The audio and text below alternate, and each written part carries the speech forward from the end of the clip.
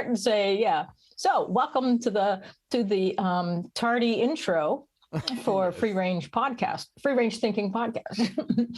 So greetings, friends, and welcome to Free Range Thinking. So this is a good example of what we do. We get excited about a conversation, and then off we go. The gates are open. The horses are out of the barn. And so here we are again in our cozy recording caves, ready to dive into some interesting topics and rabbit holes. And I'm Sharon Lee. And I'm Alice Gull. And like every week, we serve up a delicious buffet of neurodivergent topics and discussions and questions and explorations around the subject of living as a neurodivergent human. And we, as you heard, enjoy talking about and celebrating how people like us can not only thrive in today's world, but prosper. Because the world desperately needs neurodivergent humans to bring real transformation and evolution to mankind. And that is, the truth in that is that we are all the keys to the shitstorm of a one-size-fits-all world. And that is no joke, my friends. No joke, absolutely. Yeah. So last time, you assigned me with a little homework, and you don't remember what it was. I don't even remember what I said. So do tell. You ask, who am I modeling on? Oh yes. And I said it's really hard for me to say, and still after a week of thinking about that, it's still really hard for me, because I think when I was younger, I just modeled much too much. Or try it's for me, it's a really thin line between trying to be someone else who I am not, and modeling something. And I try to really cherry pick methods of thinking or something, that philosophies of people, and I try to model them and see how they fit into my life or my character, because it's I think it's not possible to model someone really directly and one to one.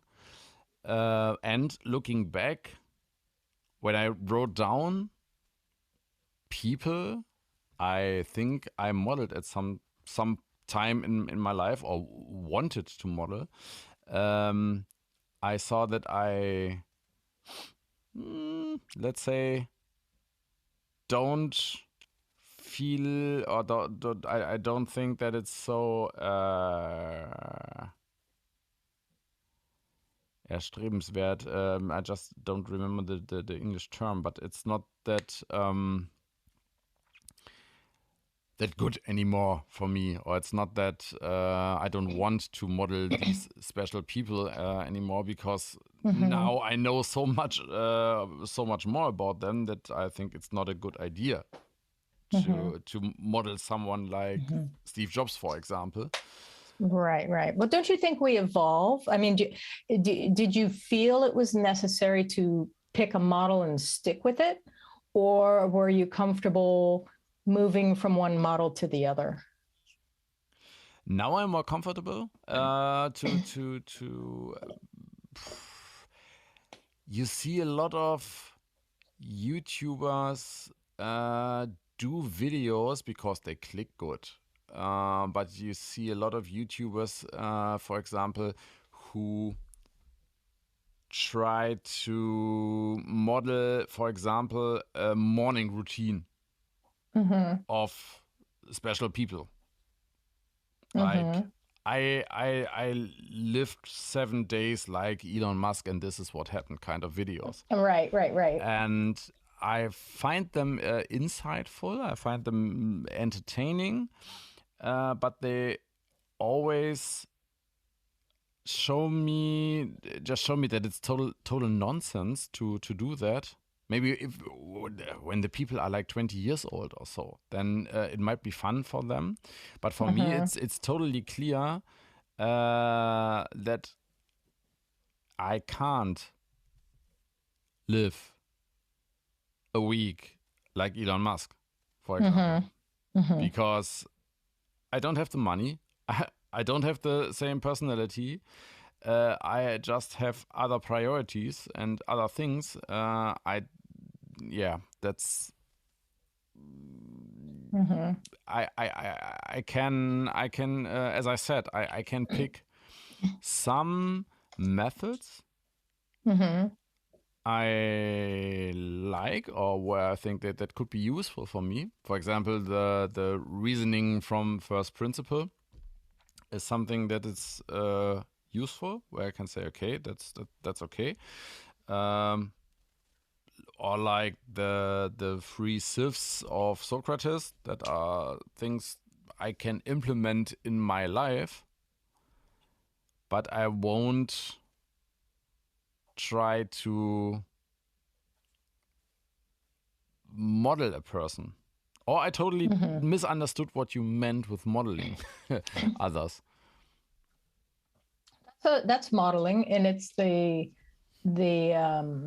of course, this comes from the Luke Burgess book of Wanting, about mimetic behavior. And so it's like we model, and children, all of us, as we're learning, we model on, of course, in the beginning, it's like our parents and siblings, who's ever in our orbit as we're infants. And then, of course, it goes farther out to classmates and our little friends and family, other relatives. And then more and more out, the ripple, the concentric circles of, get larger and larger the older we get.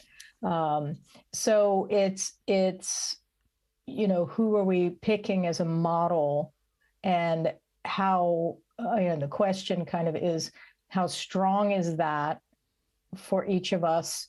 And is it kind of cultural? Is it personality type? And like, how does that affect neurodivergence? So it's interesting. So I've been asking a lot of people this question recently. People have to, every time I read something really, really interesting, it's not every book I read, of course, but every once in a while, one really hits me. And so now everybody's having to put up with all because I'm so curious about this stuff. And of course, with the human behavior interests that I have, that's like right up my alley. I just want to snack on it all the time. So that's why I asked you this because it's fascinating, and because it makes up who we are. And around, for example, when we're 7, we're kind of, that's the age where we're really, really starting to, I want to say, come out, and that is a really critical area of identity formation. So it's interesting, when we're 7, who were our models? What did that look like? Now, again, it's like, depends on the neurotypical, neurodivergent, where we are, and again, personality type. But culture has a lot to do with it, and family culture in particular. Say somebody grows up in a very religious family, or say a very open, like my childhood, where everything was very open, and the critical thinking, and so that had a big effect on me. Really big effect. I just realized when you described it, that yes, when I was a child, for example, I modeled my older cousin. When we met, it was like he was somebody I really was looking up to, because it's like 4 or 5 years older than me, and we just met 4 or 5 times a year. So I always was looking forward to like learn the cool stuff that he was doing then also. Or when we went on vacation, on summer vacation, 3 weeks every year. We went to a farm on an island in the is it the North Sea? How is it called? Is it the Northern Sea? I guess, yeah. You're asking me something about something that I don't know what you're talking about. So sorry. I don't know. There's the Baltic Sea on the eastern side. Right. But I don't know where you're going. You say like, what is it called? And I'm like, I don't know where you're talking about. So, and I never went there with your family. So that's why I was laughing. No, the sea. How is the part of the sea called? The North Sea. The North Sea, right? Yeah. I believe. So we went there, and I modeled. When I came back from there, I remember that I modeled the people that owned the farm. Some of them, what I learned from them, I modeled that when I came back, or from people from movies like Ghostbusters, for example. So I modeled Peter Venkman. The funny thing is, what I just realized. I don't model people I know personally. Not consciously. Oh, interesting. Not consciously. Interesting. All the people I wrote down or I thought about are all people I just know from their content, from books, from YouTube videos, whatever. But nobody I know personally. That's so see, this is where it gets interesting, because he was talking about he has like two groups, what's called Freshmanistan, like freshmen, Freshmanistan, which is people who we know and kind of have contact to, people who are like us, maybe they're a little bit above us, maybe a little bit below us, but it's in our range. And then he has this area that he calls Celebristan, which is people who are famous, who we probably will never meet. And so that it's interesting to pay attention to those two layers of who we're modeling on. Yeah. And so your cousin is in Freshmanistan, but then you said everybody else seems to be on the outside, which is interesting. And that's 40 years. That's like 40 years ago. My cousin, and today, I mean, maybe that's a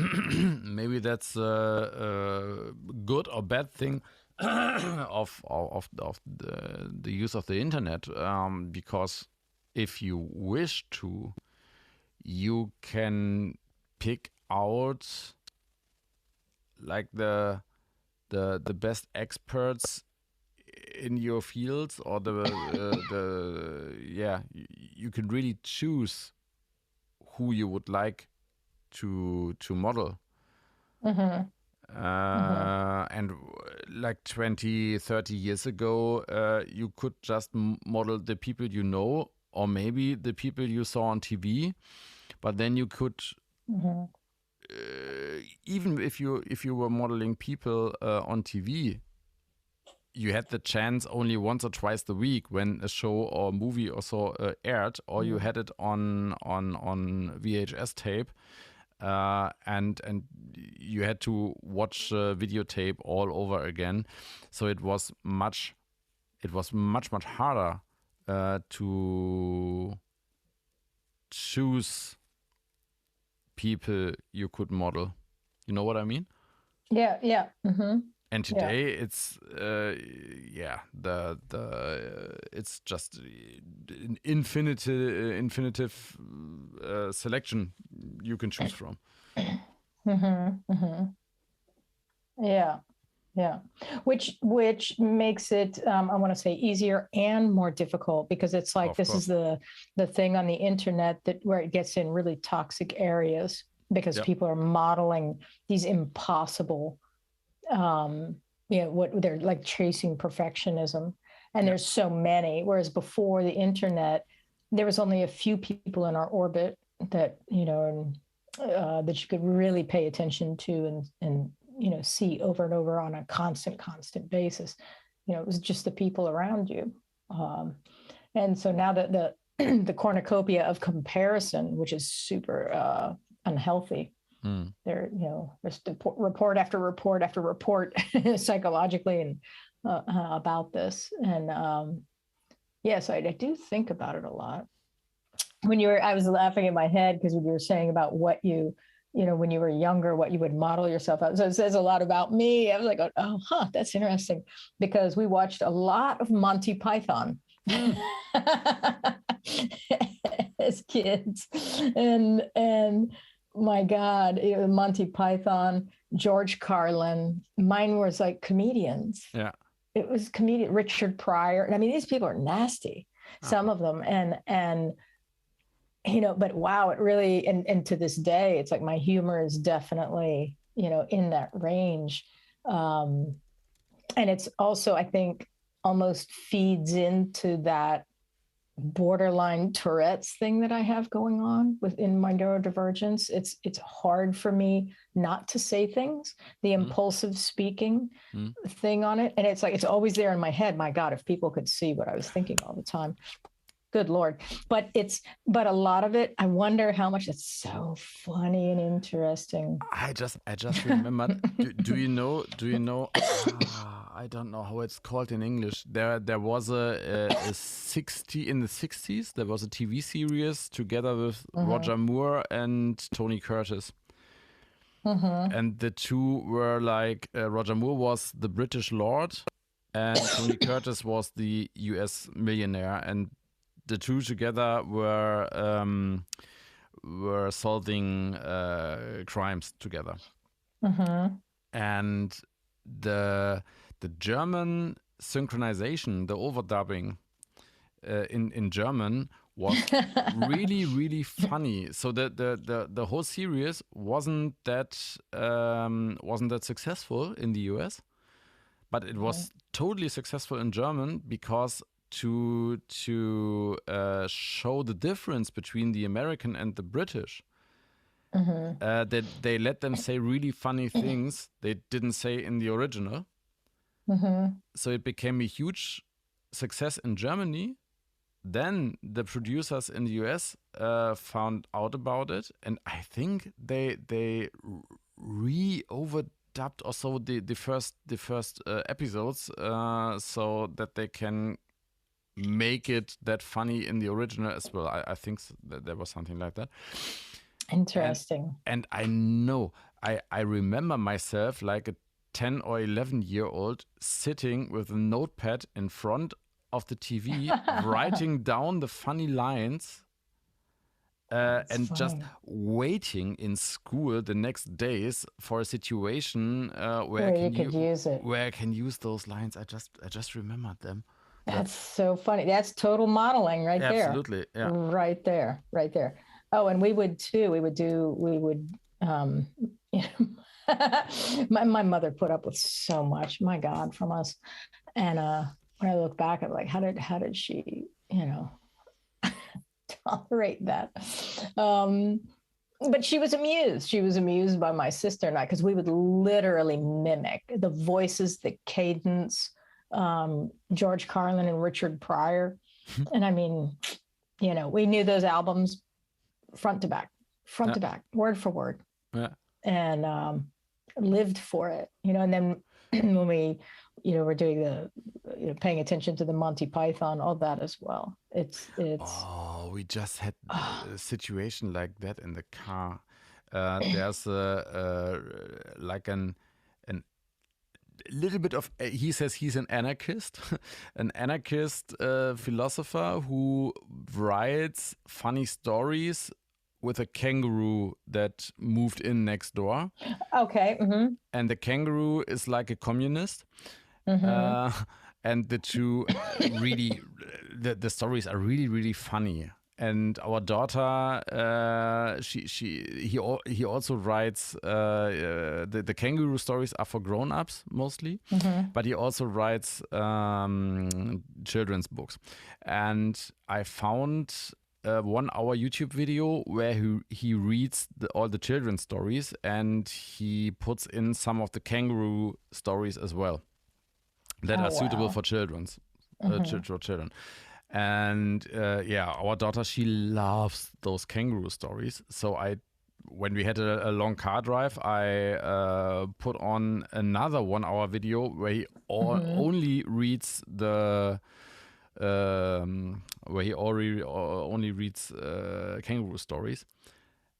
And That's then we so funny. realized some of those are absolutely not suitable for kids. Like, so in the one she likes the most, the kangaroo is at the foreign, I don't know, has to be gets a stamp if it's useful or not useful on the and if in the passport. And it starts shouting, "Shit show! That's a shit show!"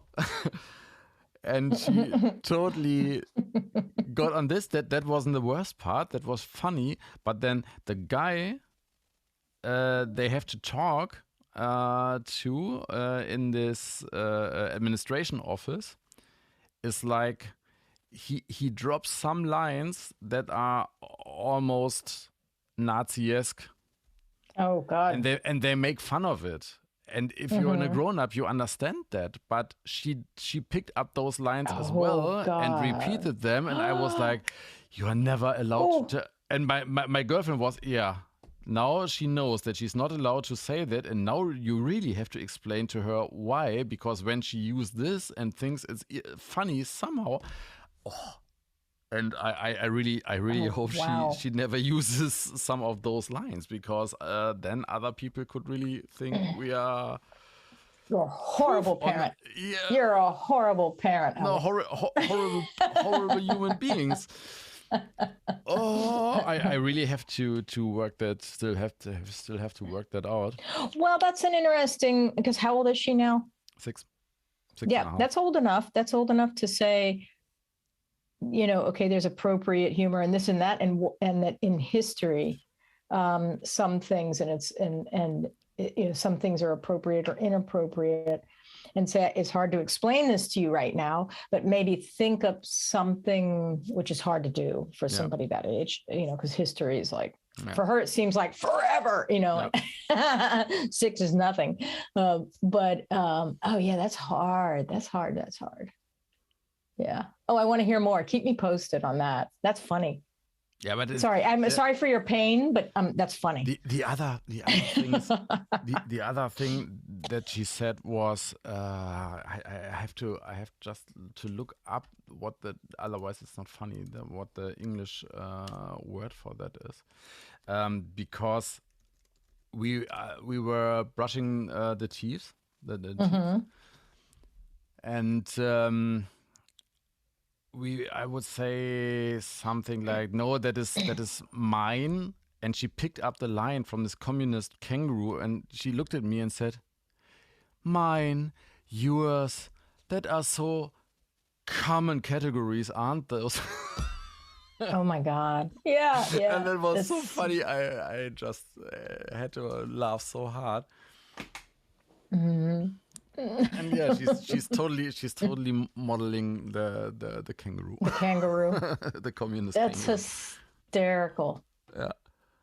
So your 6-year-old daughter is modeling a communist kangaroo right now. Yes. That is so funny, Alex. I'm going to use this as this friend of mine. Okay, we talk about modeling. Of course. And it's just as inappropriate, as ours in our childhood of modeling. And when I mean modeling, I mean full on. We just wanted, we wanted to be, Richard Pryor, George Carlin, Red Fox.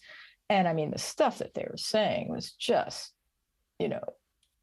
so inappropriate, but also truth. And I think this is what appeals to kids, that, you get you notice as a kid where the indiscrepancies are, where the contradictions are, and that adults are lying, but you can't quite put your finger on it. Yeah. So all of this stuff and the comedy, they have the bravery or the foolishness to speak raw truth.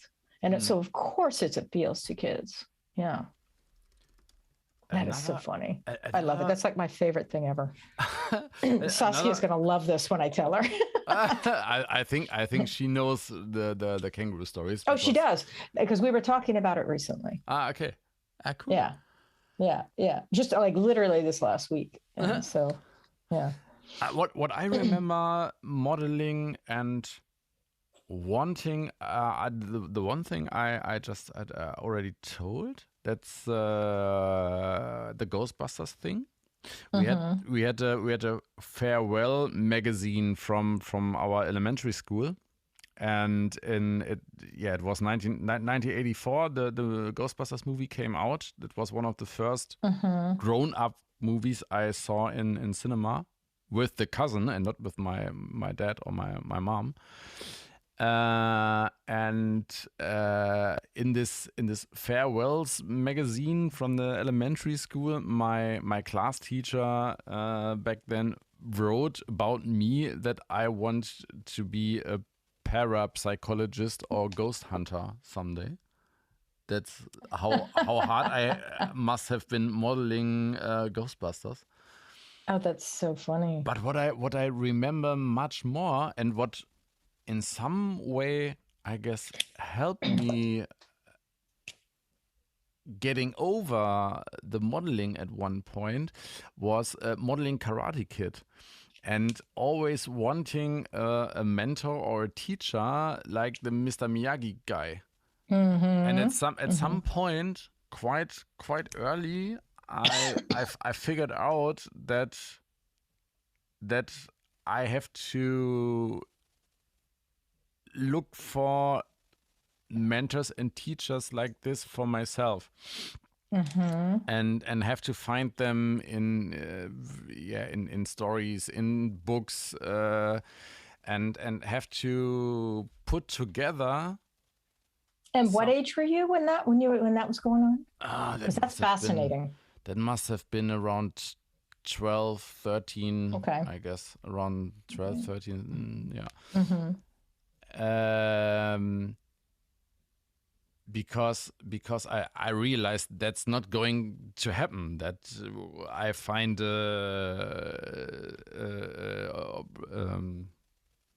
some mystical teacher from Okinawa next door who teaches me martial arts or something like that. And that it's not about one person, but about picking out things you would like to learn or would like to model and use that in other social interactions and see how people are reacting to it, and if I would like to keep it or not. Yeah. So pick, because at that age, and that's model. Also Pick a lot of things you would like to model because you like them in celebrities or mentors or famous people, and then see if it's really useful for you. Let me ask you a question. Yeah. Let me ask you another question, because I'm writing down mine as we go, and I'm filling it in as you're talking. It's like, oh yeah, that one. Oh yeah, that one. Because you're provoking some memories of stuff. I'm like, oh yeah, oh right. So if you look at the list of things, it's interesting as a kid who we naturally gravitate towards. Because now as an adult, if you look back and go, okay, that one are the most prominent. And of course, there are others of them, and lots of little ones, side models, but the most predominant ones. What does that say about who you are now? And is it still so? When you look back, it's like, wow, are the core essence? Do you understand what I'm asking? Yeah, I think so. I try to give an answer. I think I always wanted. I always looked for teacher or mentor personalities. Because when you were just talking there about that, another one came up that was Yoda. Yoda is the character the character from Star Wars I like the most, followed by Ben Kenobi, because those are the teachers, and I always looked for those kind of teachers. And today I still do that. And it's much easier to find inputs from people like that, and then try to be the student and the teacher at the same time. So I try to learn from those mentor figures. And Dumbledore is another one from Harry Potter. Oh yeah, for sure. And try to learn all I can, and model their style of mentoring or model their style of teaching. And you know what I see in those, the Dumbledore, Mr. Miyagi, and Yoda? There's a deep caring that they share, a very deep caring, the fact that they saw and understood, to be seen by a mentor. And these three in particular, Dumbledore, Mr. Miyagi, and Yoda, very caring and protective. There's a component that I see, that's a pattern in that. So that's interesting. And then you embody that yourself. It's very cool. Very, very cool. Mine is still comedians. So what does that say about me? No,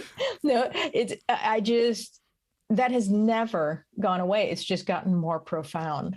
And when I say I've been studying comedy, first I thought it was in my 20s, but then after looking at all this, I'm like going, oh, no. This started very, very early, even before those comedians.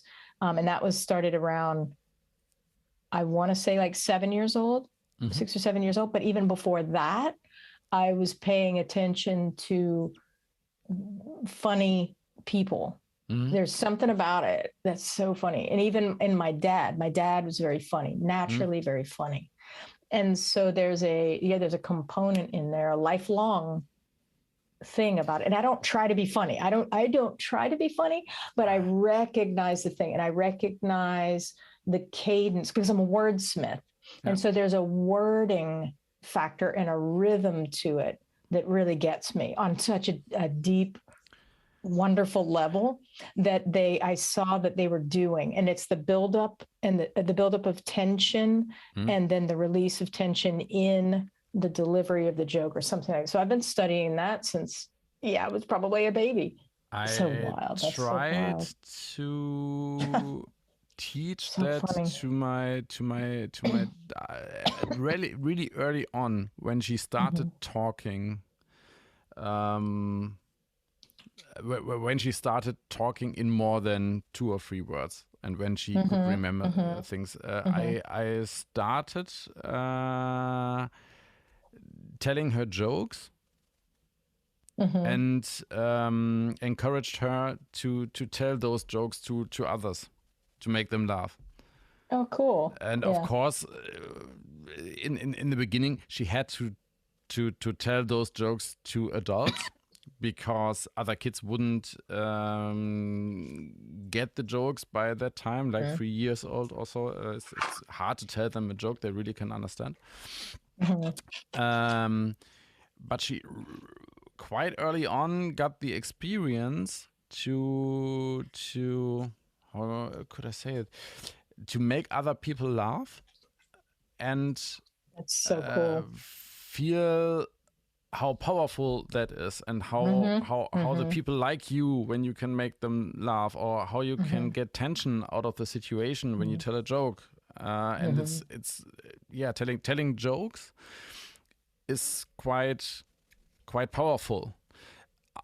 For myself, I always the best jokes or the ones that I really, really like and that really make me laugh, I write them down now in my notes app. And if I because I can't remember them really good. I always need a cue. A prompt. Yes, I'm quite good at being spontaneously funny. But I'm not good at telling structured jokes. I really have to Right. when I'm in a situation where I think, oh, you should tell a joke now, or maybe one person starts telling a joke, then I pull out my phone, I read my cues to know, okay, that's how it goes and that's how the other one goes. I put the phone away, wait a minute, and then I say, yeah, and I know, do you know this one? Because otherwise I could ruin them. But I'm quite how is it called? Witty? No. You're witty. That's one word. That's one. Yeah, it's witty. Yeah, it's. I'm good. I'm good at getting comebacks, or I'm good at being naturally witty, but not good at telling jokes. So I taught her that on really early, so that she's confident to tell jokes and make people laugh, and it's working out quite good, I think. So she must be really a lot of fun to be around. She can be, yeah. Yeah, she can be. She's still a child. It's funny. It's so funny. This is all so interesting to me. Yeah. Because it's what I was drawn to as a kid. It's still the same. It's wild. Yeah, for me it's really wild. But it's just now. Can you still hear me? Now. Yeah. Again. It's for me. It's so interesting. I just made this realization that I always look for stories that have a really great mentor in it, or a really great teacher in it, like Gandalf or the Terry Goodkind books, the Sword of Truth, where there's a really interesting kind of mentor in it. Yeah. It's funny. I always wanted to be a teacher.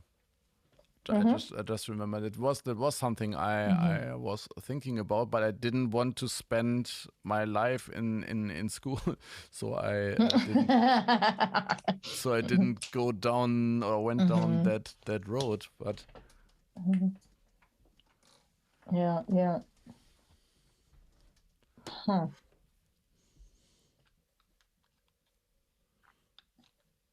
Yeah.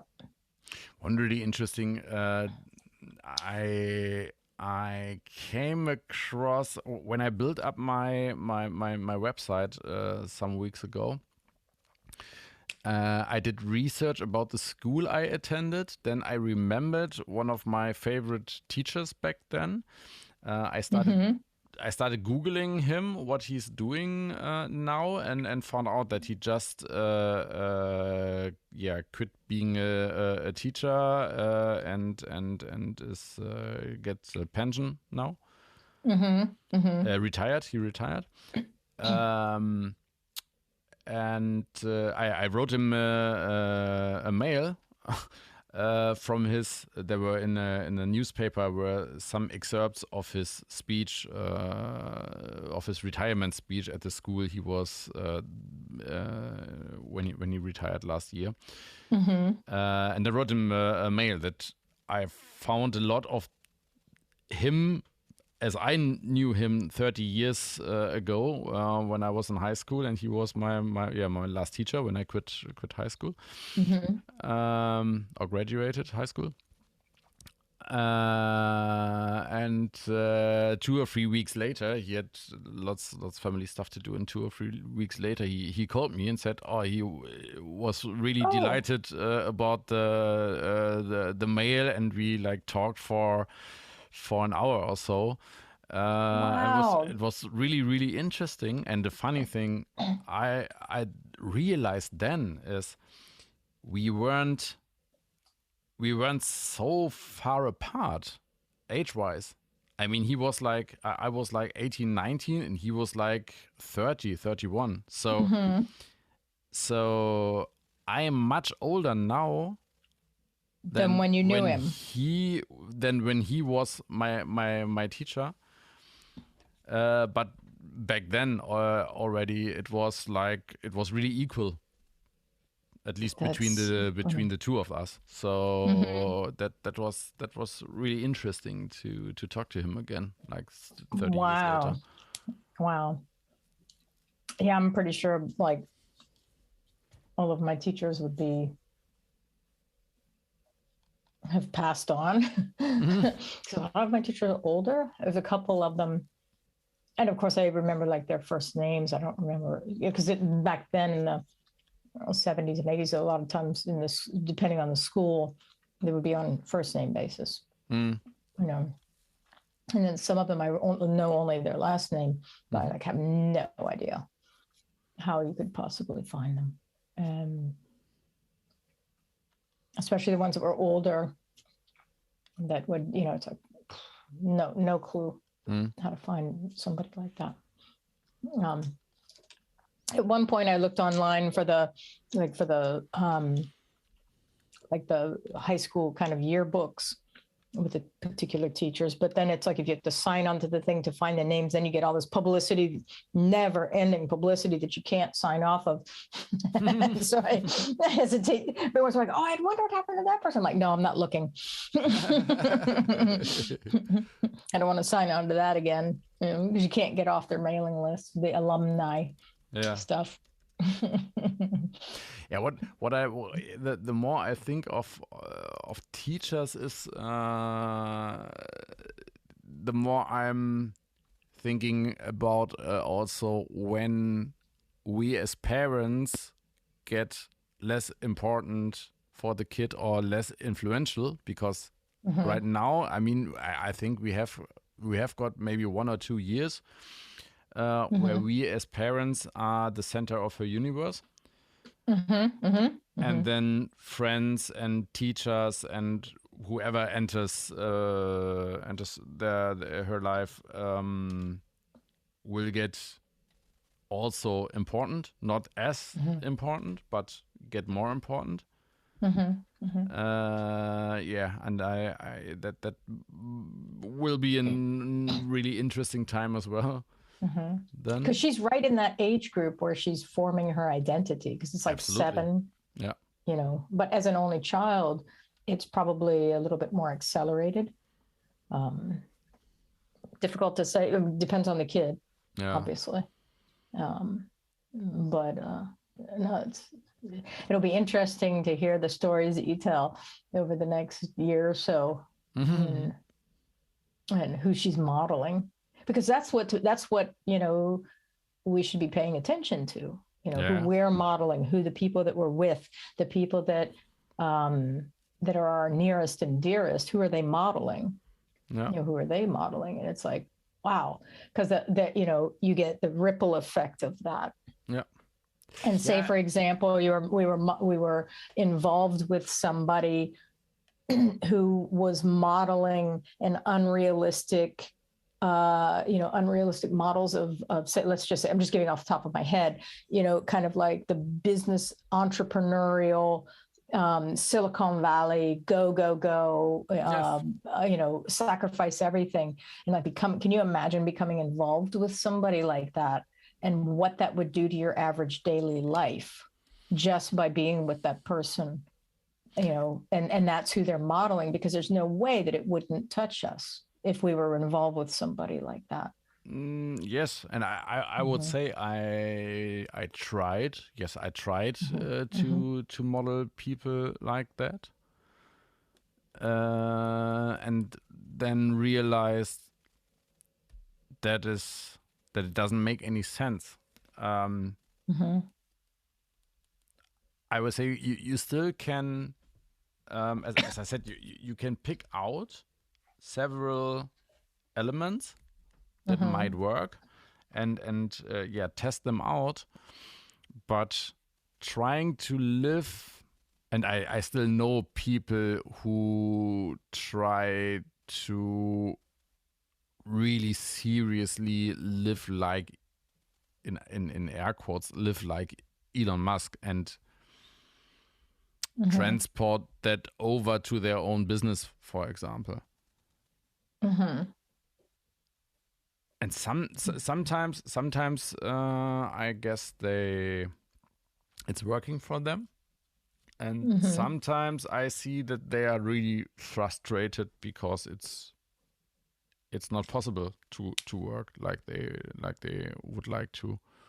And that tells me if somebody's frustrated with that it's unnatural and they're modeling themselves on something that they are not. Yes, absolutely. They're not going. That's the conflict or the gap in I mean, you can you can try to model yourself, but you can't model the circumstances. Right, and it's like it's like this is the thing with the wanting, and I'm not done with the book. I've got a quarter of it to go, and I should be posting today about when I'm going to do the discussion group about the book. I'm going to pick two or three dates. I'm just reminding myself of it. But it's like I noticed that for example for me I have components of people, not the whole person. It's like I don't want to be that person, but I'm like, oh, that thing that they do looks interesting, that fits with what I'm doing, kind of a thing. So it's like the recognizing it, or like, oh wow, that's interesting, but I don't and I've been paying attention since reading this book. I'm like, okay, what is it that I do? And so I take a component that I think, oh, that's interesting. That's kind of what I do. It's like, I wonder if this would, and then there's an experiment, this natural experiment phase before, and it's either it integrates kind of naturally or it doesn't, and then it's done. That part of the experiment is done. It's like, no, that doesn't fit. And so now I've been thinking a lot about like, what does that look like? And is it like if I was to teach a workshop on it, how to do healthy modeling in the process of healthy modeling.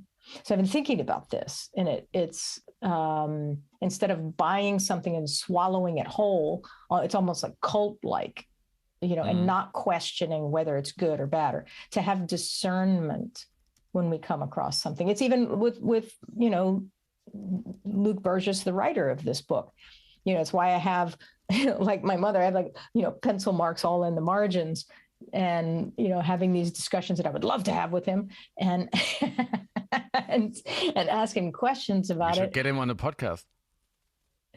I don't think he'd come on our podcast, but I have thought about it. And actually I made a comment on one of his posts. He wrote an article, and it's funny, Alex, because he's thinking about doing kind of retreats, do nothing retreats, which is exactly what I'm doing this summer, and what I've done before in the Black Forest.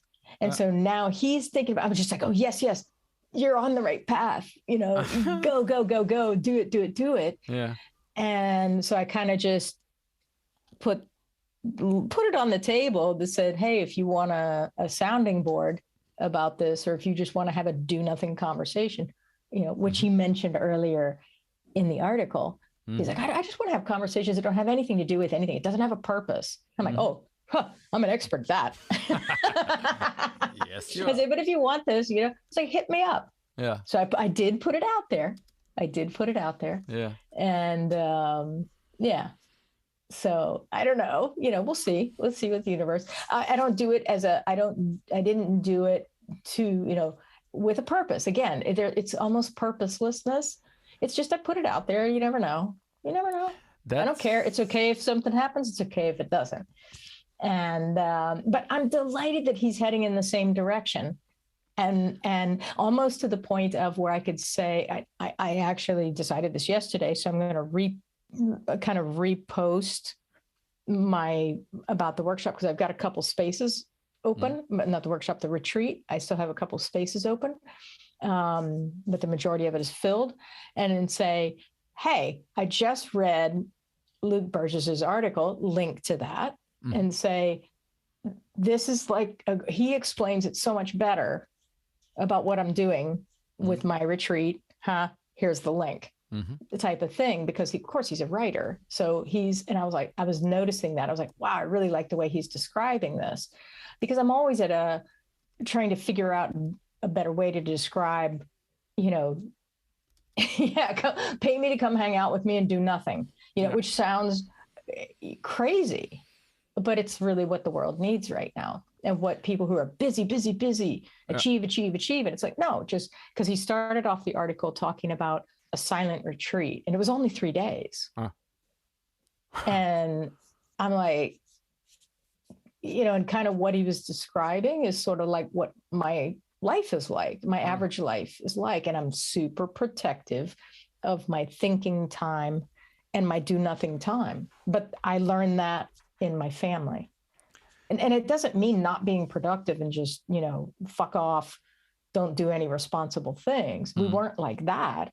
It's just that they were super innovative, but they were both readers, even though they were divorced and completely different. They were both completely different planets.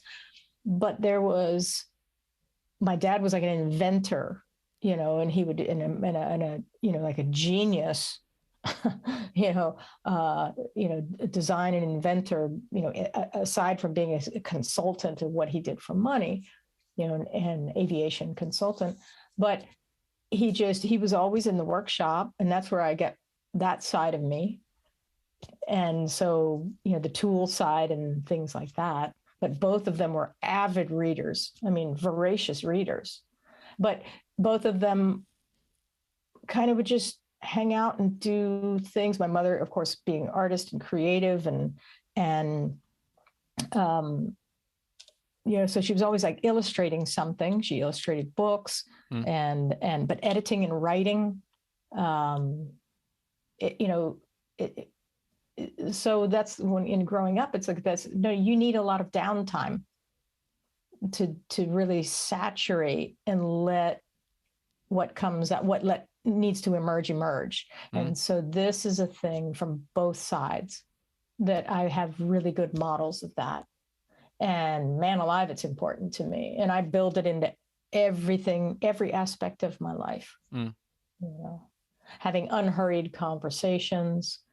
There's a lot of, it's kind of like, they talk about a lot about slow food, slow cooking. And so there's slow interaction, and it doesn't mean it's low key or whatever, but it's just, there's enough time around it, putting enough time around things.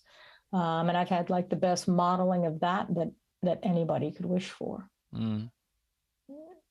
And so much so that sometimes I go, if I was really motivated, because I am motivated in a different way, though, than what society is pushing on everybody. And, being the owner of an idea machine mind, it's like, which idea? It's like I'm totally motivated by and I'm very careful about how that's formed. So everything's formed by what's fun. Because if I'm not at all influenced about what I should do, because that would throw me off the track. Yeah, go ahead. Sorry, I've been they're all connected. It reminded me of two things. It reminded me for one thing that often when I try to start a conversation with our daughter or try to ask her something, often my girlfriend skips in and answers for her. And I always say, let her answer because I can see she's thinking about it, or maybe she didn't. She acts like she didn't hear it, but I can see that she heard it and she's working on it to give an answer for example. And in the car, I try to remember myself when we are driving in the car, for example, that I don't turn on the radio.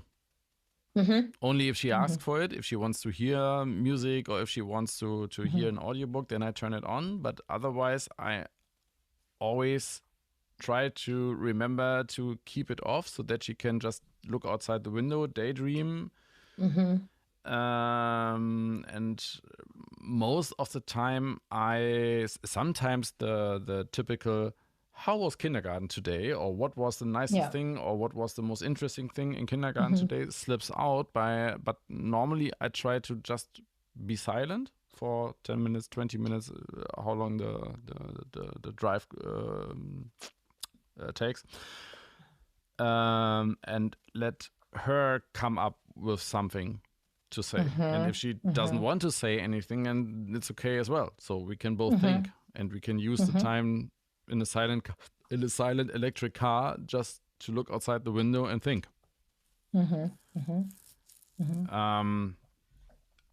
And the first thing that came to my mind when you talked about that was that the unhurried conversations, or the conversations that don't have to lead anywhere on purpose, is something I always teach people and companies that want to blog or that want to use social media. That in my experience of the last 20 years, the most successful content, the most successful blog articles or YouTube videos or whatever are those that you yourself thought they are the least interesting. Because they are so much from your daily life and from your habits or from your what you're really good at, that you think, yeah, that's not valuable for others, but it's vice versa. The things you have to think a lot about, the things you have to research a lot about, others research them 20 times before you. But the things that come totally natural to you, that you can write down in like 5 minutes and think, that was so easy, that can't be any good. Those are the gems people are looking for. Yeah, normally. It's so true. So true. And I came across another recent modeling, a really recent modeling for me, and that is what I also teach. I think we talked about that some episodes before, I guess. What I teach, especially for blogging and especially for content that should serve a purpose, is to imagine the person or the customer. Pick one person you write this content for. Imagine and write it exactly for this one person.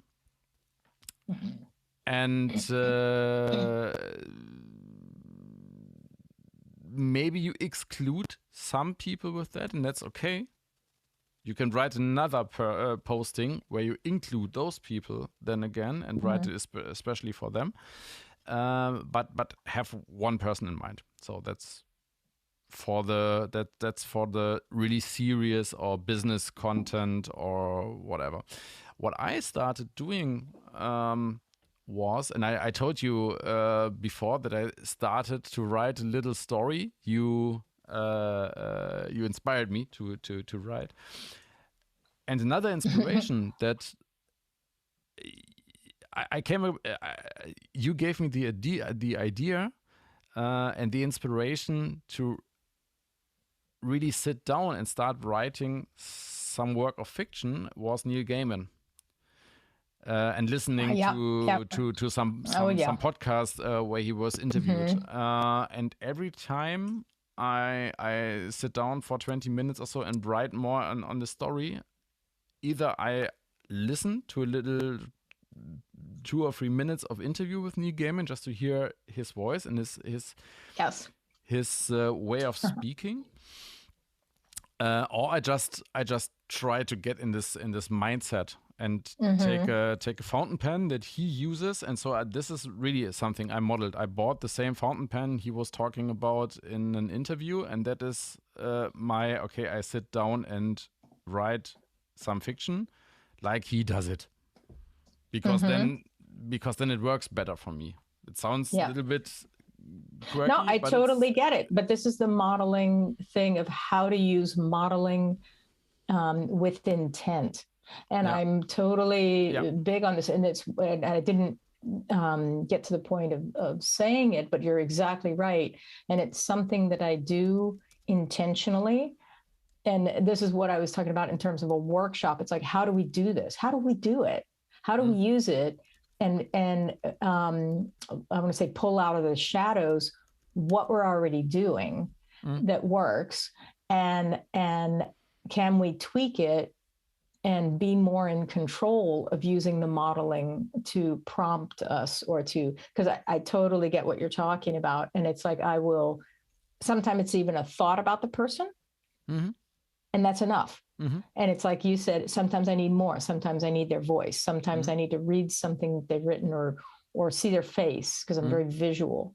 But yeah, anything that gets us there, which is. Oh, seen something. Just a second. I just have to show it to you. The hearers, the listeners can't see it, but just a second.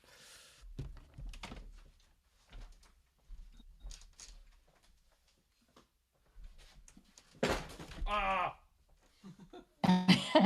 You okay? That was really stupid. Oh no.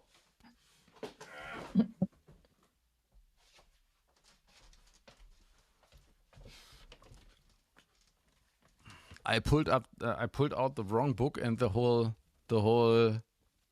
batch row of books of goes. them. No, it's not. It's what gets me in this mindset is this book. It's called Art Matters from Neil Gaiman, and it's the colors. Those are colors I remember from my childhood that I totally liked. It's really pastel blue and a really a red that's really a fire engine red. I remember those colors from my childhood. I think from some candy or something like that. The style of drawing, and that gets me instantly in this mindset. Because it's so really, really analog, and it's printed, of course, but I just have to look at it, and I get into this mindset. A photo, I guess, wouldn't work that well, but this it's cover. like I have like the book The Artist's Way. Yeah. And I have certain books sitting directly in my eyesight. And so it's like the one, Michelle Wilker's Gray Rhino, and the new one that I haven't read yet is You Are What You Risk. And I look at it all the time, and I haven't read it yet, but I know kind of the subject around it, which is why I'm delighted that she wrote it. I feel like she wrote it for me. And, but it's very, very interesting, what we surround ourselves with. And I learned this from my mother, and she said, we can choose to surround ourselves with anything. And so doing it intentionally to provoke ourselves is a very powerful thing. Yeah. And so it's like, if there's something I want to keep my attention focused on, I'll move it into my visual, surroundings of where I sit the most and work. Yeah. Yeah. Exactly what you're talking about. And I could just look at it and be like, woof. And then it's kind of the again, the Stephen Kotler thing of art, provoking a flow state. I just have to, as you just talked about that, I have to read a short piece from yes, please, from a newsletter that's called Total Anarchy with a double N, because it's by Anne Handley.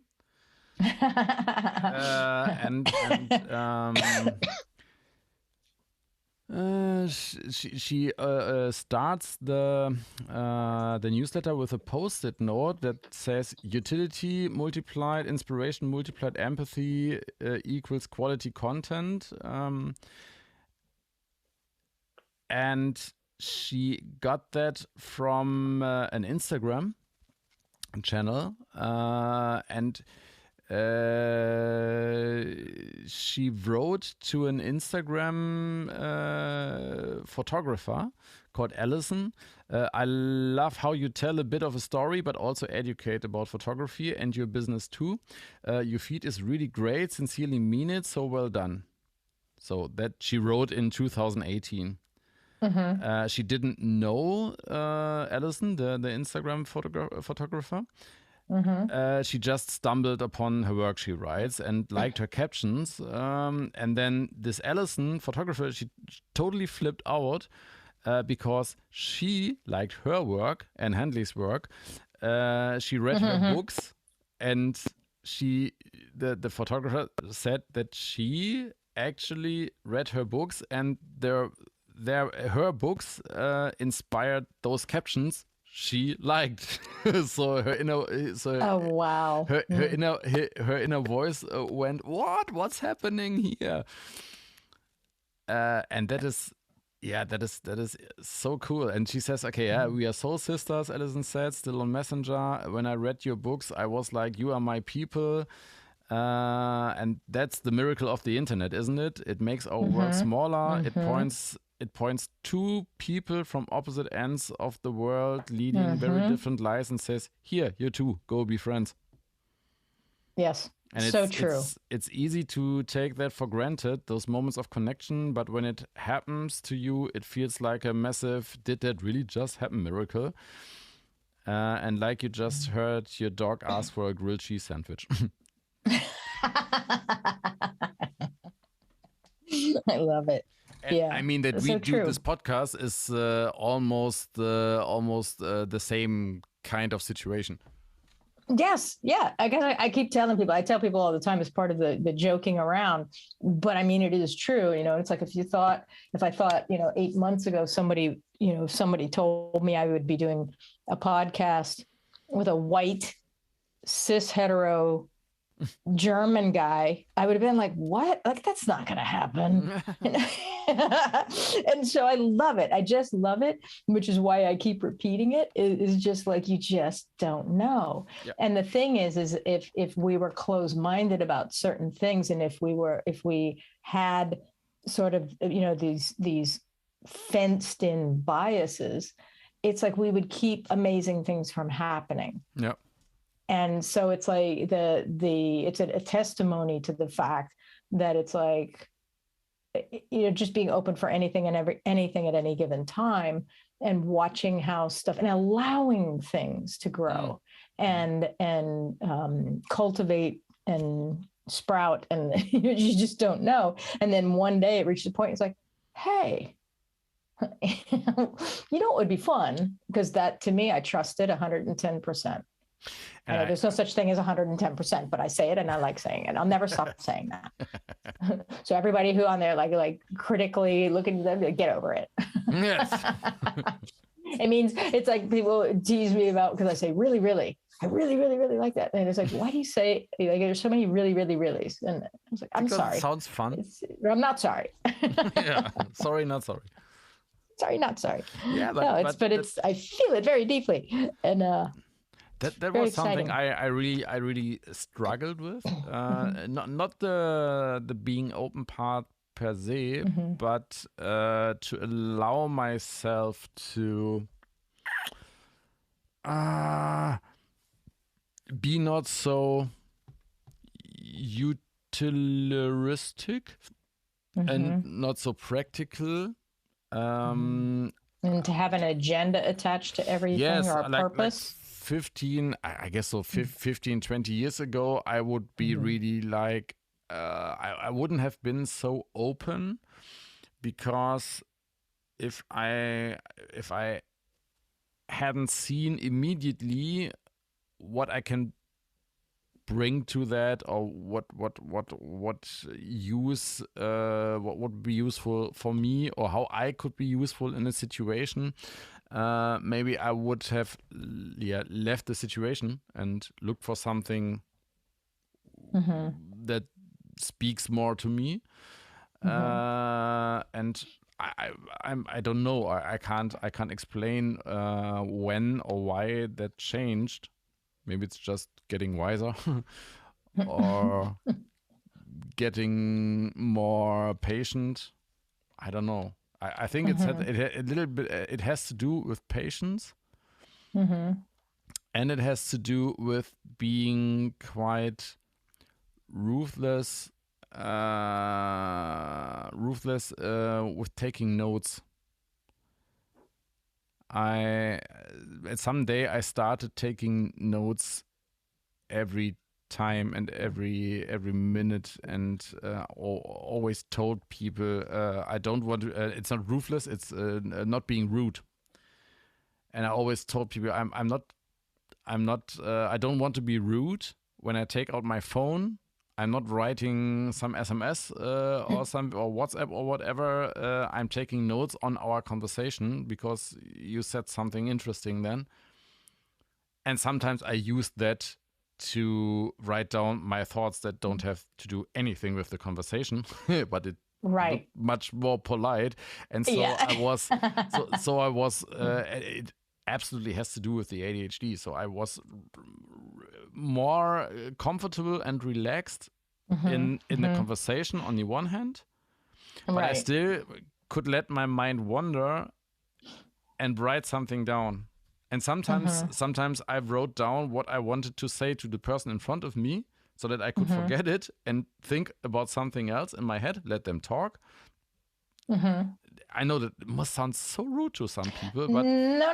I totally get what you're talking about, but it's the it's the ADD people, it's like what, and it's cool because now we can have our phones and have a note-taking system like that. And so to be unapologetically, I want to say you can kind of apologize unapologetically and say, I just have to take a note because what you're, like you say, it depends on who I'm talking to. Because I don't have to say, I could be totally honest, but other people, they don't understand. So they don't need to know the whole truth. And the thing of, I want to take a note about what we're talking about for later, because I don't want to forget it. And that makes people actually feel good. Because you're paying attention. Yes. And so it's we have to do what we have to do. Amount of truth we are open to sharing is the amount of truth we're open to sharing at any given moment, and that's okay. And what I just realized right now in the moment, so that I can verbalize it. And some months ago, when I started to learn more about neurodiversity and how it is our superpowers or how it's connected.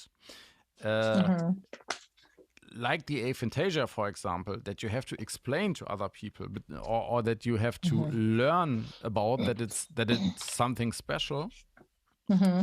So that you can understand yourself better and that you can tell other people as well, please don't talk in pictures because I can't follow you then. Right. I always thought everybody is able to listen to 3 or 4 conversations at the same time. Exactly. So I can listen to I just in the meeting I had before we talked, I had a Zoom call. There were people talking on the Zoom call. I heard what the people in the news were saying on the radio next room. And I listened to a WhatsApp audio message while the people in the meeting were talking, and I could follow all 3. But that I think that is nothing, or that is nothing that you can take for granted, or that you can expect other people to do as well. Exactly. And so it seems to be rude for others when you are listening to them, because they think there's no way that he can really listen to me, write something down, and maybe doing something else as well. And it's interesting, and I know we're like done with time now, but it's like people who are more on like a one track type of person, where they can only go on one track. And you notice who can and who can't. And I'm not talking about multitasking at all. I'm talking about just the capacity to hold the numerous things in your mind and at the same time of attention. And if I'm talking to somebody who I know is a one track